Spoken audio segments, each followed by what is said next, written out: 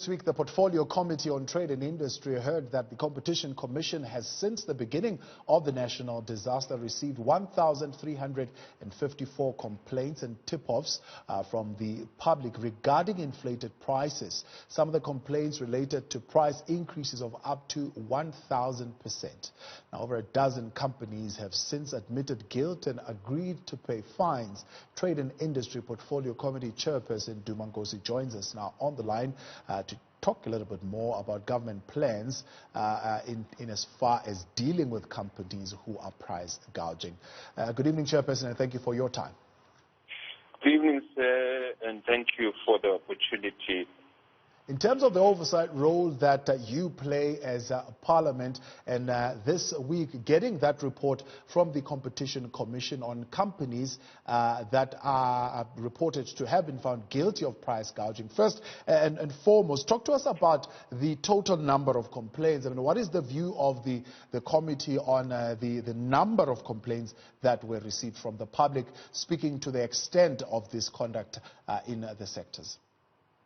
Well, I think in terms of detail, you might find that there is a surge in terms of just the growing number of people who see an opportunity when they are actually seeing the process of the pricing, because most of the products that actually looked at now are the ones that are actually getting this added price because of the demand that actually we have. Largely, we actually have the community members being encouraged to actually, stay hygienic.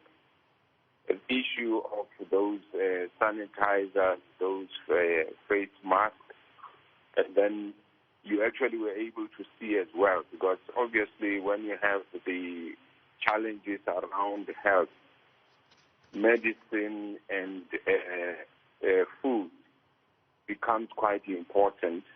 So the issues relating to people, nutrition or wellness in terms of actually being able to have food, for medication to be able to actually work properly, it's a point that actually came up as an issue. So the Competition Commission did actually initiate a process. It was on the basis that there were reports that we were actually getting, particularly on the big companies, that were actually, for reasons of supply and demand, were getting an opportunity of edging up the prices. So on the price gouging part, it's what really makes it a point where a price is multiplied 4 to 5 times, to a point where it's actually not affordable to those who are vulnerable and poor. So there are actually impacts which are like that in the situation that we're talking to. Now, Chair, speak to the number of those companies that were investigated. 30 companies investigated for price gouging around March or so. And what we have so far in terms of the report is that there are only 13 settlements, only amounting to 12 million rand. Are you happy with the number of settlements? Are you happy with the extent of the penalties that have been issued? Well, the point is that we would, as the committee, accept that the companies that were actually, because one actually doesn't actually have the detail of names of companies, but the reality is that companies that actually were sort of by the Competition Commission fined, they actually get fined, and it's actually 10 to about 25% of their annual amount of money which they make, that actually gets taken. And the reality is that when those companies are actually able to engage properly in terms of actually looking at how the comprehensive health response issue of food security and social relief are actually looked at, there are actually companies that might be really profiteering more than anything else. But because you did see as well that people ended up with, long queues of wanting to get goods because they think the shops will run out of food. Mm-hmm. So I think it's a point which actually is competition to some extent, but our competition commission, through the legislation that regulates that space, were able to actually get lots of culprits of companies who were profiteering, which actually I had lots of prices that were edging up, and they were making huge profits in terms of income. But does this not say to you as the lawmakers that there needs to be harsher penalties, right? Because you've got, for example, two companies that are saying, we'll settle and we'll pay the fine. Not only that, we'll even make a 200,000 rands donation. Yet you look at the number of complaints, there is a clear message coming from society. I mean, I'm sure it's the highest number of complaints ever received by the Competition Commission in an instance, that the communities are sending a clear message to say, we are tired of this kind of conduct and we need to see this kind of conduct being discouraged. And a fine of about 10% of your turnover, seemingly a slap on the wrist for some of these companies, and does not necessarily discourage them from continuing with this conduct. Well, I think the point we actually hoping to actually achieve at this stage is to actually, companies which are smaller are the ones that actually are suffering and are actually having challenges in terms of being able to stay afloat. And the bigger companies, it's actually bad tendency, because the amount of money, I think, as you say, between 10 and 25% of their annual amount, it's actually something that you may say, slap on the wrist, I agree with you.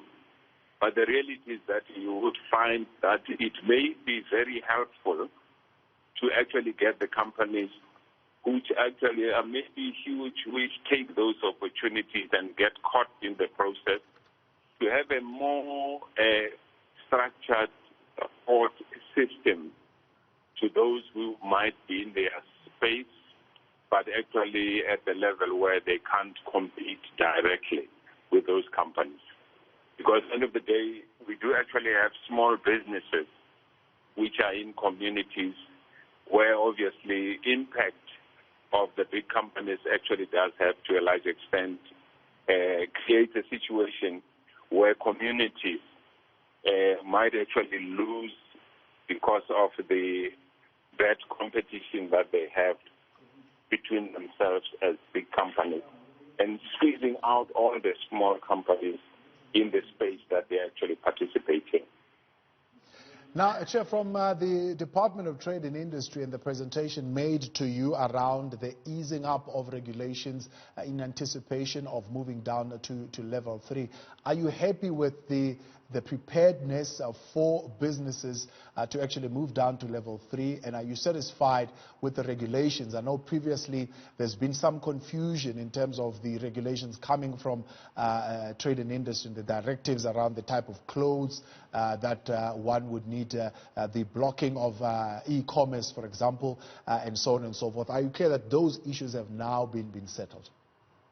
Well, I think it is only the beginning in preparation of implementing exactly what you're raising as a point, because I think at this stage, when you look at the issues on our part, we can say more can be done to ensure that there is actions that we take to protect the consumer. But further, I think we are looking at an opportunity where we can be able to actually have issues that can be taken as an approach. We call it a risk-based approach. We do have level 4, which we actually from the 1st of May looking at. And obviously there is actually an effort. I'm sure the President was actually supposed to make some pronouncement on a process of engaging and having regulation to ease the space where the level 4 should be able to help us to move towards level 3, where there may be more economic activity, more movement of people, to be able to actually make sure that the risk-based process help us to make sure that the transformation which we are going to have in terms of lockdown, which was actually at level 5, working down to actually level 4, we are actually anticipating that it should be actually level 3 that we are considering in terms of implementation.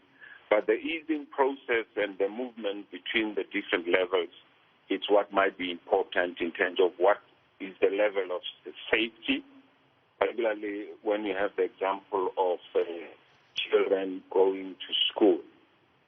The big issue there, you actually could see that the children, when they are not at school, although parents actually worry when they go to school that they might be exposed, when they are not at school, we don't actually have a good sense of how the process has been regulated and managed.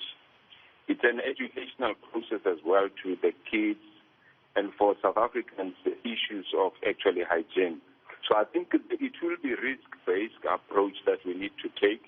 The level we're in now is level 4, but there should be actually proper consultation and support to be able to actually work towards level 3, where there may be more movement and more activity in terms of facilitating the easing of our economy.